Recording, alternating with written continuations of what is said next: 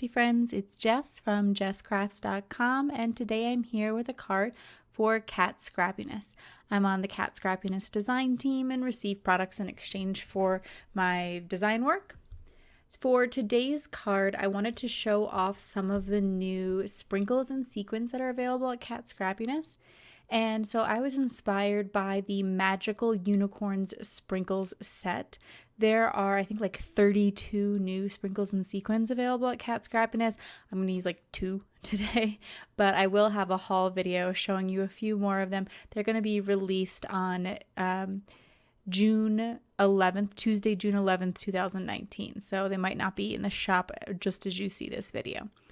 So to get started, I am taking some cardstock. This is 110 pound Michael's Recollection cardstock. And I am adding some distress ink to it.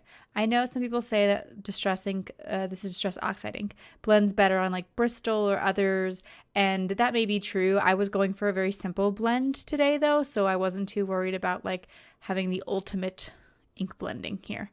So I'm just going to add some Wilted Violet to the center, some Picked Raspberry to the top, and Salty Ocean to the bottom. I'm just going to use the Tim Holtz round blender tools. I don't have any of the fancy brushes that are out there. There's like life-changing brushes and all kinds of brushes. I just kind of keep with the ones that I have because I want to spend my money on stamps and new designs and that kind of thing rather than like new tools that do the same thing or similar things to what I have. Anyway, one of the reasons I wanted to show the Distress Oxide inks today is because I do these beautiful blending techniques, but also Kat Scrappiness is having a sale on the refills. And so if you're someone who uses your Oxide inks a lot, you can pick up the refills and never have to worry about your ink pads drying up for 30% off today, which is a pretty good deal, or for the next couple of days. I think it's till like June 12th or something like that. So, you could pick up some new sequins and the Oxide refills as well. So for today's card, I am going to also be using the Avery Elle Be a Unicorn stamp set. So as I said, I was inspired by the Magical Unicorn Sequin Mix, and I thought, well, let me pull out a unicorn stamp set and, then use the colors from the sequin mix to inspire the Copic colors that I use, as well as the Distress Oxide colors that I use. My Copic colors are a little bit paler, more in line with what you see in the sequin mix, whereas the Distress Oxides were brighter. And I thought that was a good compromise because the brightness of the Distress Oxides really, I felt like, set off the background. And yeah, anyway, it was just like a personal choice, but it's all, the color scheme is still from the sequin mix. So I'm using V25, 22, and 20 as my purples, R81, 83, 85 as my pinks, and B00, 02, and 04 as my blues. And I'm going to use those same colors. Anytime I use blue, it's that 3-color combination. Anytime I use pink, same 3-color combination. And then for the whites, I'm actually going to use the 0 marker, C0, and C1. The idea there is to just, like, sometimes your whites actually look bolder if there is some gray in them. Leaving them plain white tends to just look a lot more flat. And so when you have some shading going on everywhere else, having that flat color for the white areas is less compelling. So here I was adding the colorless blender first, and then I accidentally added it to the hair, which is going to be colored. I had just wanted to add it to the white part of the body, and that was just to make the C markers a little bit more ready to blend, since I do want a very, very light color there. And accidentally putting the 0 marker in the area where eventually I'm going to use the pinks, which are actually R markers, gives me a lot of bleeding. R markers can be some of the toughest for bleeding, so be careful and don't make that same mistake, or just skip using the 0 at all. When I colored in the rainbow, I kept my shadows super, super simple. I just made it darker towards where the clouds were and lighter in the center. I'm going to do a very, very simple shading with my unicorn as well. You could add a lot of beautiful detail to the hair of the unicorn and things like that, but with the small images, I usually try to keep it pretty simple. And I was really focused on like the color and the sparkle of this card. It's going to be a shaker card too, which usually the shaker adds so much interest that going in and the putting a lot of detail coloring isn't as necessary. You know, the viewer already really enjoys the shaker aspect of the card. So I want to pull in all 3 colors into the unicorn. So I'm going to make the hair pink, the horn purple, and the hooves and snout blue. In retrospect, I thought maybe I shouldn't have done the snout in a color. Maybe I should have just left that white, but I wanted to make sure there was enough of each color represented. And I knew that the unicorn would primarily go on the purple part of the card, so I made the purple the least prominent. So here I'm measuring up what my what size piece of acetate I'm going to need for my shaker. I created that colored background and then I cut it out with the Mandala die from Kat Scrappiness. All the supplies will be linked in the video description, so if I messed up any of the names, you can find them there.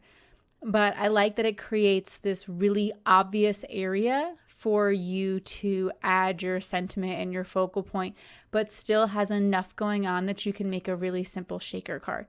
So I will be adding the shaker material behind all those like little open bits at the top and the bottom. And even though they're really intricate areas, my foam tape won't have to be like intricate. I'll just be able to make like a basic rectangle and still get it to shake very well.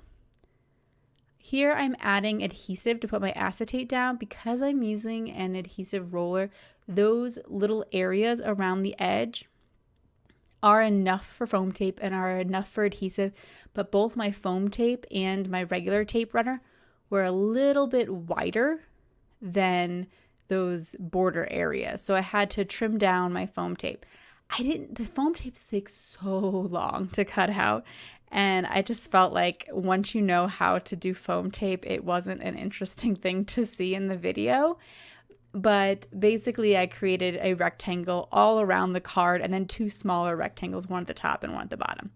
However, I forgot to stamp my sentiment before I added the foam tape, which was super silly. So I had some trouble stamping it, and then I had to like re-stamp it, but my head was in the way, so I also just cut that part out for you. But I was able to get an okay impression. Unfortunately, putting the foam tape behind before I stamped the sentiment was definitely the wrong call. Try to remember not to do that. Stamp everything you want stamped first before adding your foam tape. So here I thought I should add some little details from the stamp set onto the card, and so I'm stamping some of the stars, but then the stars just dry and fade right into the purple background.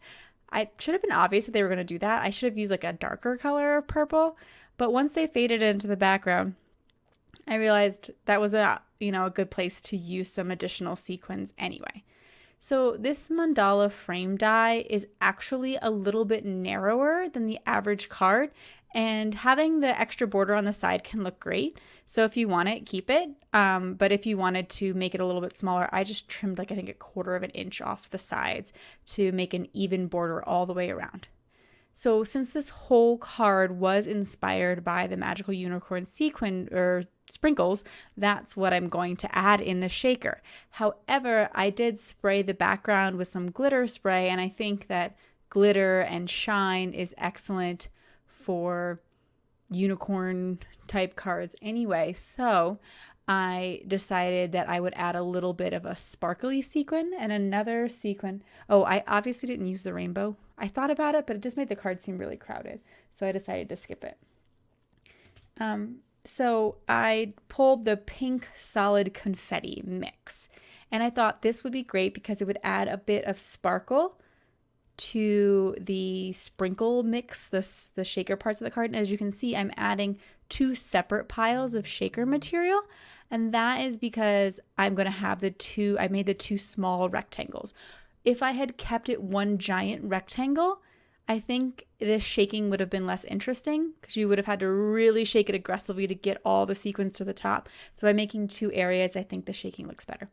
But I also realized that if I put a little of these in the shaker area, and then I could use some of them as embellishments on the outside of the card to sort of frame up the sentiment the way that I was hoping to use the stars. So I'm going to glue them where I had originally stamped stars, hoping that they would show.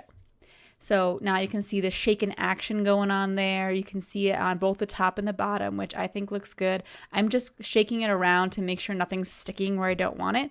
And then I'm going to pull in some of the sequins. What's cool about these pink sequins is you're probably going like, they look purple, Jess. Is that they do reflect light. And so as you move them around in the light, they can look a little bit purple, a little bit pink, a little bit green. I think that makes them look a little bit more interesting. So that is it for my card today. If you like this video, please give it a thumbs up. If you're interested in more crafting tutorials, be sure to subscribe to my channel. As mentioned before, I'll leave you links to all the products, and there's a coupon code for Kat Scrappiness. So if you want to pick up some of these new sequins or the re-inkers, go check them out. Thanks so much for watching. Bye.